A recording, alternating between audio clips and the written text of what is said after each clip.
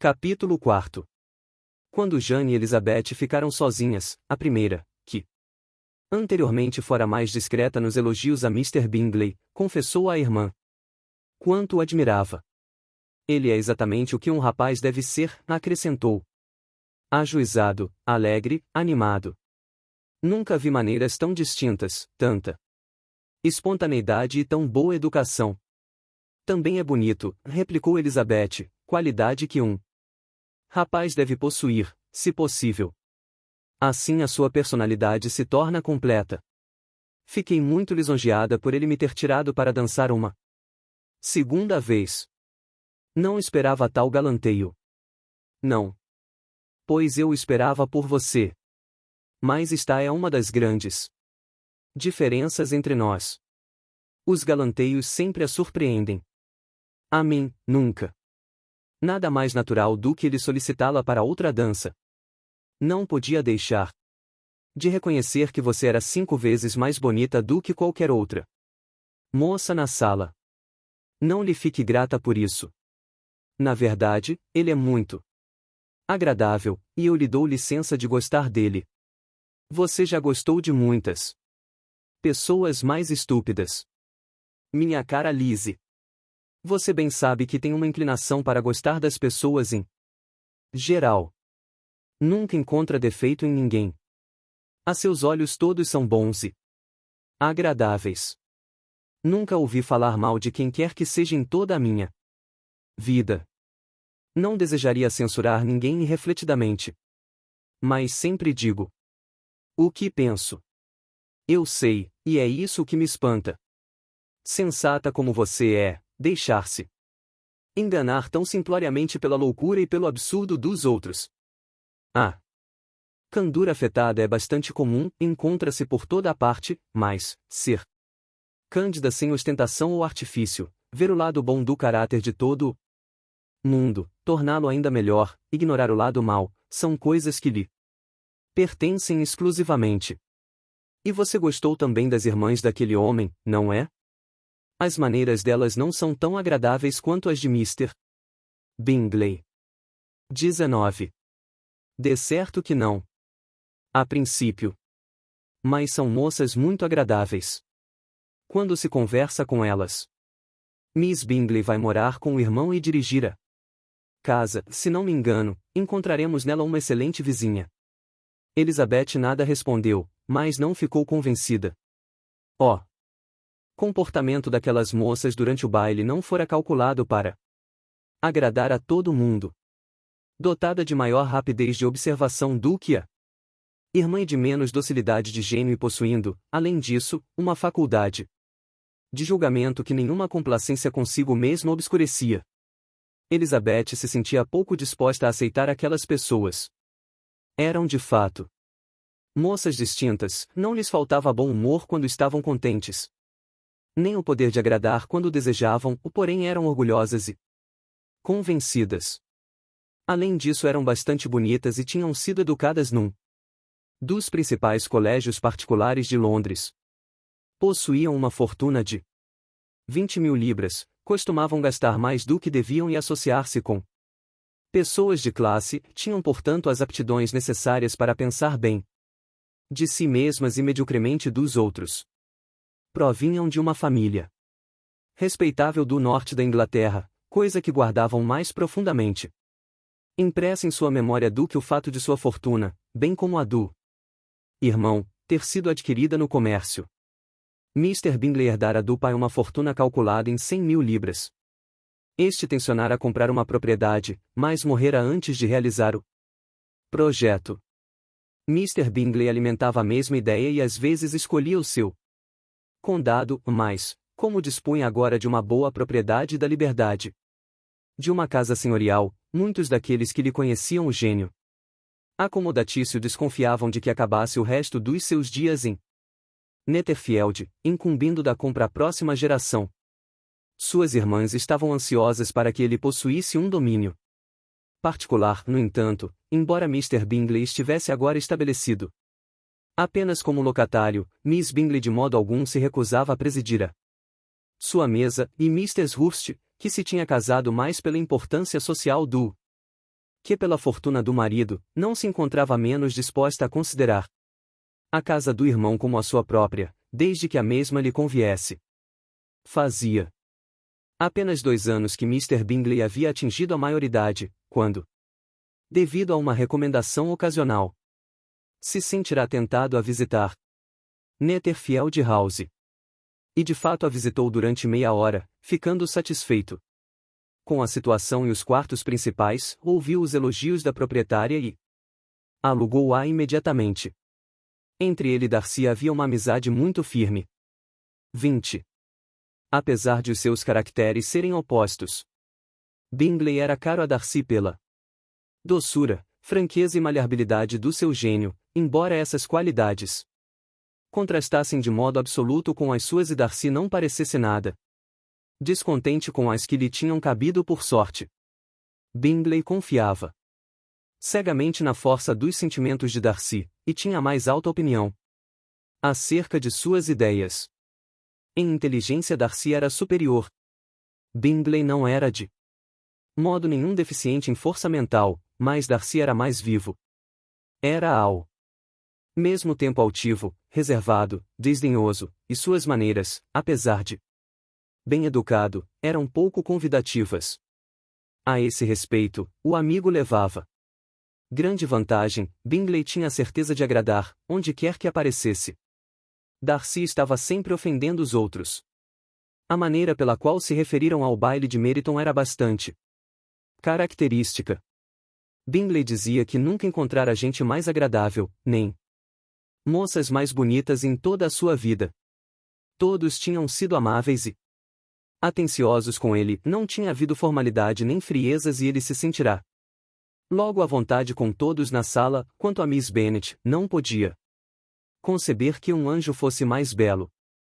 Darcy, ao contrário, afirmava que havia assistido a uma reunião em que não havia beleza nem elegância, não sentirá o menor interesse por nenhuma pessoa e tampouco receberá a atenção de alguém. Reconhecia que Miss Bennet era bonita, embora sorrisse demais. Mrs. Hurst e a irmã concordaram com isto. Mas ainda assim, admiravam Miss Bennet e declararam que ela era uma moça encantadora e que não se oporiam a entrar em relações mais estreitas com ela.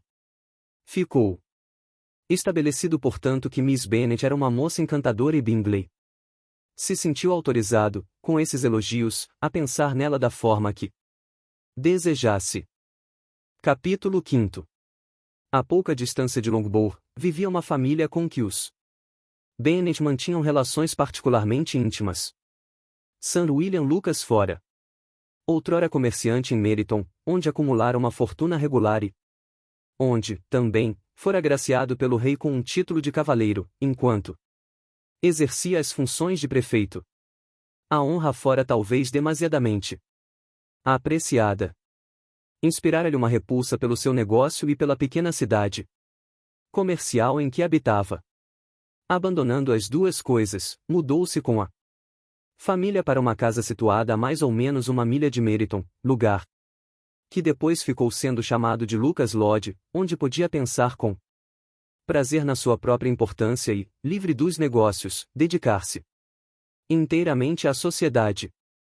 Embora orgulhoso da sua posição, esta não o tornou desdenhoso, ao contrário, Sir William era todo atenção para com os outros. Por natureza inofensivo, amável e prestativo, a sua apresentação em St. James o tornará polido e cortês. Lady Lucas era uma mulher de bons sentimentos, cuja inteligência não era demasiadamente brilhante para impedir que fosse uma vizinha preciosa. Para Mrs. Bennet, tinha vários filhos. A mais velha, uma moça ajuizada e inteligente, de 27 anos aproximadamente, era a amiga mais íntima de Elizabeth. Era absolutamente necessário que Mrs. Lucas e Mrs. Bennet se encontrassem para discutir um baile a que tivessem assistido.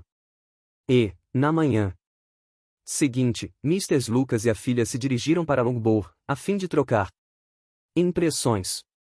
Você começou bem a noite, Charlotte, disse Mrs. Bennet para Miss Lucas. Foi a primeira que Mr. Bingley escolheu para dançar.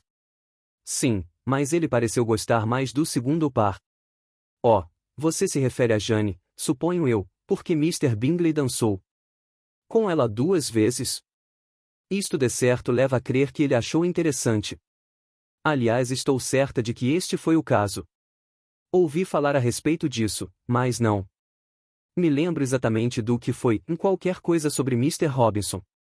Talvez a senhora se refira ao que eu ouvi numa conversa entre ele e Mr. Robinson. Já não lhe contei isto? Mr. Robinson perguntou o que ele achava do baile de Meryton, se não achava que havia grande número de 22 mulheres bonitas na sala. E perguntou também qual era a que ele achava mais bonita.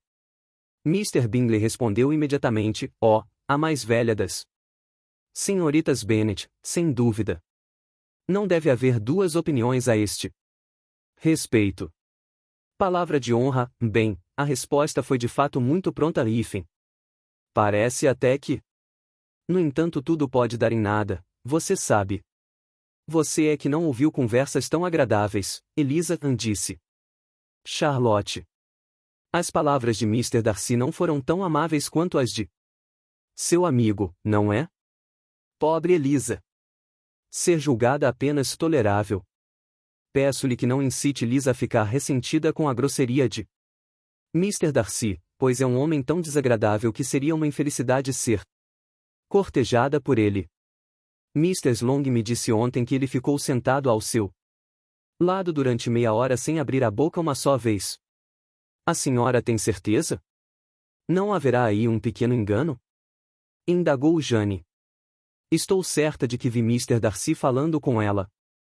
Sim, porque ela perguntou afinal se ele gostava de Netherfield e ele não teve outro remédio senão responder. Mas, segundo Mr. Slong, ele pareceu ficar muito aborrecido por obrigarem-no a falar. Miss Bingley me disse, falou Jane, que ele é muito calado, a não ser com as pessoas mais íntimas. Com estas se mostra notavelmente agradável. Não acredito numa só palavra. Se fosse assim tão agradável, teria conversado com Mr. Slong. Mas eu compreendo tudo, todo mundo diz que ele é terrivelmente orgulhoso, e com certeza ouviu dizer que Mr. Slong não tem carruagem e que teve de ir ao baile num carro alugado. Pouco me importa que ele não tenha conversado com Mr. Slong. Disse Miss Lucas, mas eu queria que ele tivesse dançado com Eliza.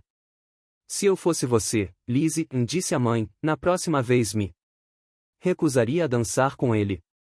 Creio que posso lhe prometer com segurança que nunca mais dançarei com ele. O orgulho dele não me ofende tanto, disse Miss Lucas, como o orgulho em geral, porque existe um motivo. Não é de admirar que um rapaz tão distinto, com família, fortuna, tudo a seu favor, tenha de si mesmo uma alta opinião. Se posso exprimir-me assim, ele tem o direito de ser orgulhoso. 23. Isto é bem verdade, replicou Elizabeth, e eu perdoaria facilmente o seu orgulho se ele não tivesse mortificado o meu. O orgulho, observou Mary, que se gabava da solidez das suas reflexões, é um defeito muito comum, creio eu. Por tudo o que tenho lido, estou mesmo convencida de que é muito comum, que a natureza humana manifesta uma tendência muito acentuada para orgulho, que são pouquíssimos os que não alimentam esse sentimento, fundados em alguma qualidade real ou imaginária. A vaidade e o orgulho são coisas diferentes. Embora as palavras sejam frequentemente usadas como sinônimos. Uma pessoa pode ser orgulhosa sem ser vaidosa. O orgulho se relaciona mais com a opinião que temos de nós mesmos, e a vaidade, com o que desejaríamos que os outros pensassem de nós. Se eu fosse tão rico quanto Mr. Darcy, gritou um jovem Lucas, que tinha vindo com as irmãs, não me importaria de ser orgulhoso, teria uma matilha de perdigueiros e beberia uma garrafa de vinho todos os dias. Nesse caso você beberia muito mais do que deveria, disse Mr. Bennet. E se eu o visse ocupado desse modo, arrebatar-lhe-ia a garrafa. E imediatamente o menino contestou que ela fizesse tal coisa. Ela continuou a declarar que o faria e a discussão só terminou com a visita.